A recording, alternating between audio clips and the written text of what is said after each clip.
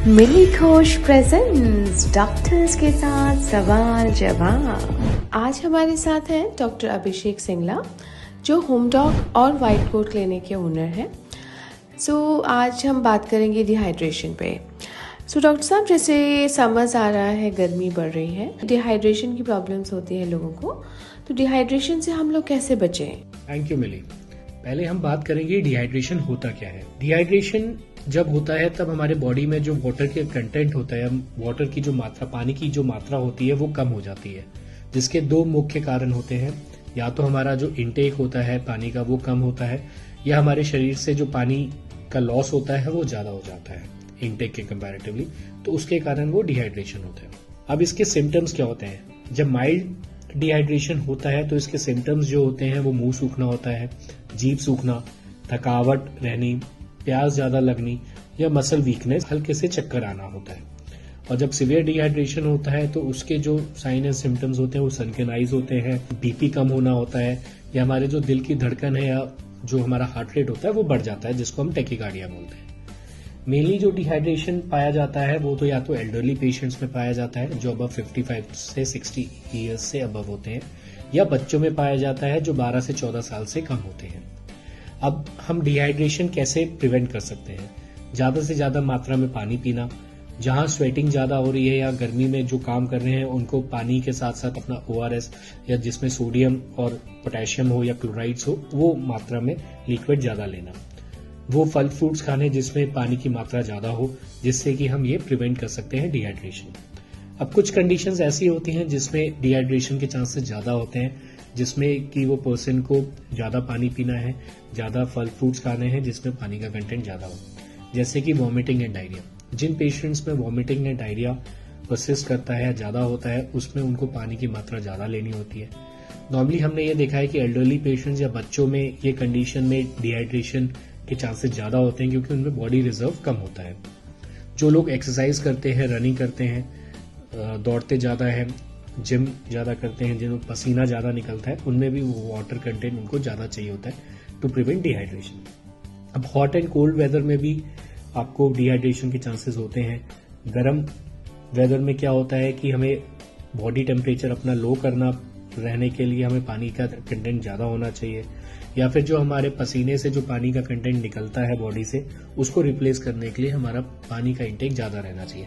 इसलिए हम कहते हैं कि जब भी आप धूप में ज्यादा निकले या गर्मी वेदर में ज्यादा एक्सरसाइज कर रहे हैं या ज्यादा काम कर रहे हैं तो उसमें आपका पानी का इंटेक ज्यादा होना चाहिए, सो दैट कि आपको डिहाइड्रेशन से आप प्रिवेंट कर सकते हैं।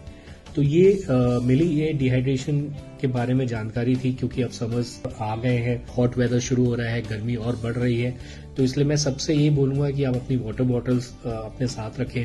कहीं पे भी लंबे रूट के लिए जा रहे हैं, चाहे वो आप कार में भी क्यों ना जा रहे हो, बट अपना पानी और अपना इलेक्ट्रॉल अपना साथ रखें, सो दैट कि आप वो डिहाइड्रेशन से अपने आप को बचा सकें। Thank you. और समर्स में डॉक्टर साहब क्या क्या बीमारियां होती हैं और हमें उस पर क्या क्या प्रिकॉशंस लेनी चाहिए, थोड़ा सा बताइए।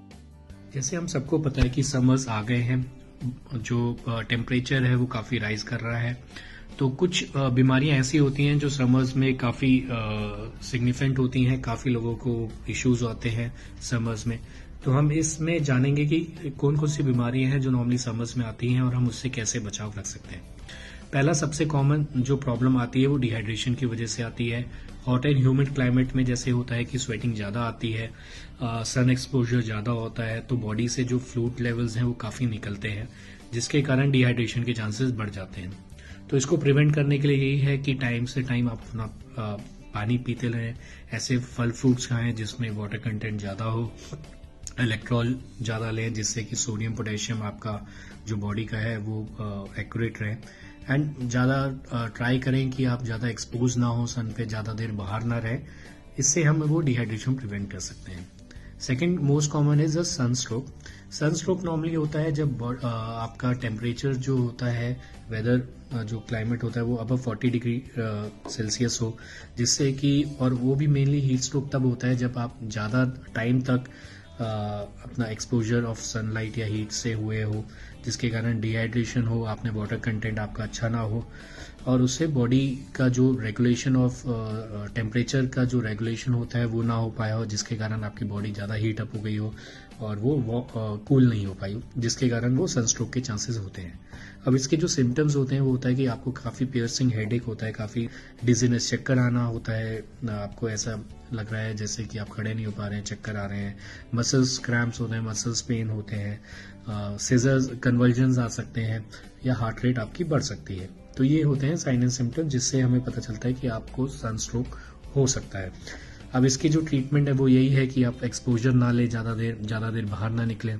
अगर बहुत ज़्यादा धूप है तो आप अपनी हैट पहने, गॉगल्स पहने, अपने आप को हाइड्रेट रखें, पानी वाटर कंटेंट अच्छा रखें, फल फ्रूट्स खाएं जिसमें पानी का कंटेंट ज़्यादा हो, ORS इलेक्ट्रॉल ज़्यादा पिएं, ठीक है, जिससे कि हम सनस्ट्रोक को प्रिवेंट कर सकते हैं। थर्ड मोस्ट कॉमन होता है वो स्टमक इन्फेक्शन होता है। हम सब ने देखा है कि कुछ भी हम थोड़ा बहुत भी बाहर का खाते हैं समर्स में तो हमें स्टमक इन्फेक्शन के चांसेस होते हैं, लूज मोशन, वॉमिटिंग हो जाती है। वो इसलिए होता है कि कुछ ऑर्गेनिजम्स जो होते हैं, एक ऐसा इन्वायरमेंट मिल जाता है, हॉट एंड ह्यूमिड क्लाइमेट, जिससे वो ग्रो कर सकते हैं। तो जो खाना जो कि अंडर कुक्ड होता है, रॉ होता है, या फिर फास्ट फूड होता है, प्रॉपरली कवर्ड नहीं होता, जहाँ पे बीज, मॉस्किटोज सारे ऊपर फूड के ऊपर हो रहते हैं, प्रॉपरली कवर नहीं करते, उसमें चांसेस होता है कि ये स्टमक इन्फेक्शन के चांसेस बढ़ जाते हैं। तो इससे प्रिवेंट करने के लिए यही है कि आप बाहर का खाना कम खाएं, अवॉइड करें, या प्रॉपरली कुक्ड फूड खाएं, अनकुक्ड ना खाएं, रॉ चीज़ें कुछ भी ना खाएं, अच्छे से वॉश करें पहले फ्रूट्स एंड वेजिटेबल्स, तब खाएं। एंड जो फ्रूट आप बाहर का कुछ खा पी रहे हैं तो वो प्रॉपरली कवर्ड होना चाहिए, वहाँ पे मक्खियाँ और वो सब मच्छर नहीं होने चाहिए, जिससे कि वो इन्फेक्शन के चांसेस कम हो। चौथा जो इश्यूज है वो जॉन्डिस के हैं। जॉन्डिस में भी यही है, कंटामिनेटेड फूड होता है समर्स में, क्योंकि मक्खियाँ बहुत घूम रही होती हैं, जो ये ऑर्गेनिजम्स होते हैं वो एक जगह से दूसरी जगह, हेपेटाइटिस ए बहुत कॉमन होता है। तो इसलिए मेनली है कि कुक्ड फूड खाएं, आउटसाइड फूड ना खाएं, रॉ फूड ना खाएं, एंड जो भी फूड खाएं आप प्रॉपरली वो कवर्ड होना चाहिए, हाइजीन मेंटेन होना चाहिए, जिसके कारण आपको ये इन्फेक्शन ना हो, आप इन्फेक्शन से प्रिवेंट कर सकते हैं। तो ये कुछ इश्यूज थे, मेडिकल इश्यूज थे, जो कि मेनली पाए जाते हैं हमारे समर वेकेशंस में। इसलिए प्लीज आप लोग ध्यान रखें और इस समर्स में ये बीमारियों से आप दूर रहें। Thank you.